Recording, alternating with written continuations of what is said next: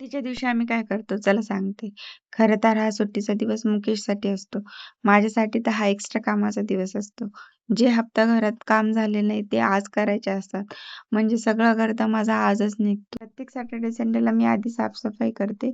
पण आज गोष्ट वेगळी आहे. कारण मुकेश आणि मोक्ष दोघांची तब्येत खराब आहे.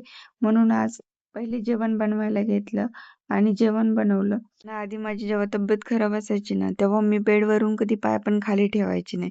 आणि आज तीच मुलगी पूर्ण घर सांभाळते. खरं तर कधी-कधी मलाच माझा विश्वास होत नाही, की मी एवढं सगळं करू शकते.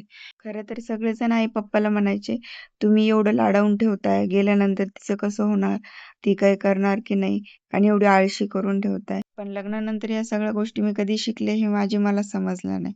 रिस्पॉन्सिबिलिटी ही माणसाला सगळं काही शिकवून जाते. म्हणून मे बी म्हणतात, की मुलगी ही फक्त आपल्या आई-वडिलांच्याच घरी राणी म्हणून राहू शकते.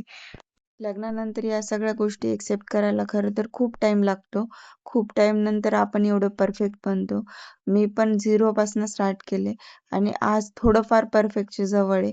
परफेक्ट तर आज मी पण नाहीये, पण ट्राय करते माझं बेस्ट करायचं.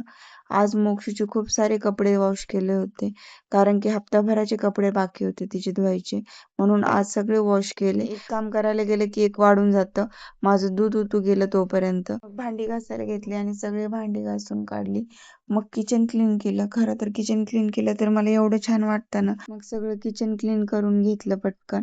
आणि समोरच्या रूमची साफसफाई करायची म्हणलं तर मोक्षूला बाहेर घेऊन जावं लागतं. आणि मुकेशला पण मेडिकलवर थोडं काम होतं. म्हणून ते बाहेर घेऊन गेले मोक्षूला. तोपर्यंत मी पटकन समोरचं आवरलं. खरं तर जेवढ्या स्पीडमध्ये दाखवलं तेवढ्या स्पीडमध्ये आवरलं असतं तर किती छान झालं असतं ना. पण तेवढ्या स्पीडमध्ये आवरत नाही. खूप टाइम लागतो बरं का.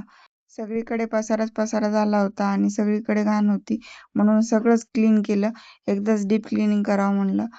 सगळ्या गोष्टी व्यवस्थित पुसून आणि अरेंज करून मग नंतर झाडून वगैरे काढलं मी. पर्यंत मोक्ष पण बाहेरून आली होती. मग काय मोक्षला झोपी घालावं लागलं आधी पहिले आणि मग मोक्षला झोपी घालून बाकीचे काम आवरले. खरं तर लोकांचा असा गैरसमज आहे की मस्त दोघं जण राहतात. शनिवार, रविवारी मस्त बाहेर फिरायला जातात. बाहेरच खातात. पण असं नाहीये. सॅटर्डे, संडे हा पूर्ण माझा क्लिनिंगमध्येच चालला जातो. इकडे मस्त दुपारी पाऊस झाला आणि मोक्ष पण तोपर्यंत उठली. मग काय मोक्षला लंच खाऊ घातलं तिचा आणि त्यातच माझा टाइम गेला खूप सारा. मोक्षला मी ट्राय करते की बिना मोबाईल आणि टीव्हीचं खाऊ घालू. खरं तर थोडा वेळ लागतो आणि माझी थोडी परेशानी पण होते. पण मी जेवढं होईल तेवढं ट्राय करते सोबत खेळत खेळत तिला खाऊ घालू आणि तिला कोणत्या ना कोणत्या गोष्टीमध्ये सतत एंगेज ठेवू. खरं तर मोक्ष एवढं इकडे तिकडे करते ना, पण तिला जेव्हा मी एखादी गोष्ट दाखवते आणि तिच्यासोबत मी पण खेळते ना, तर ती पण एन्जॉय करते आणि खेळत खेळत मस्त तिचा लंच करते. जेवढं मला पॉसिबल आहे तेवढं मी तिच्यासोबत खेळायचं ट्राय करते आणि ती माझ्यासोबत जोपर्यंत खेळते मी तोपर्यंत तिला खाऊ घालते. खरं तर सध्याच्या सिच्युएशननुसार लेकरांना टीव्ही पासून आणि मोबाईल पासून लांब ठेवणं खूप अवघड झालंय. माझ्यासाठी पण हे एक मोठं चॅलेंज आहे. मी तिला ट्राय करते की नवीन गोष्टी इंट्रोड्यूस करायच्या आणि तिच्यासोबत खेळायचं त्या गोष्टीला घेऊन.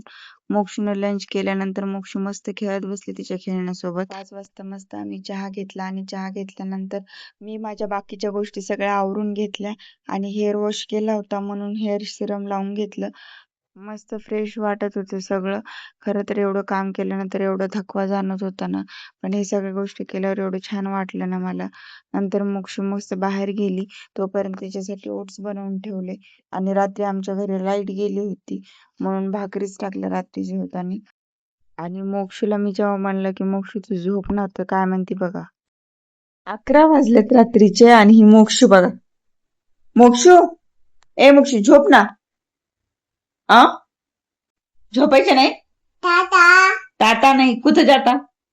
मला सांग, झोपायचं नाही तुला? मोक्षू झोप ना.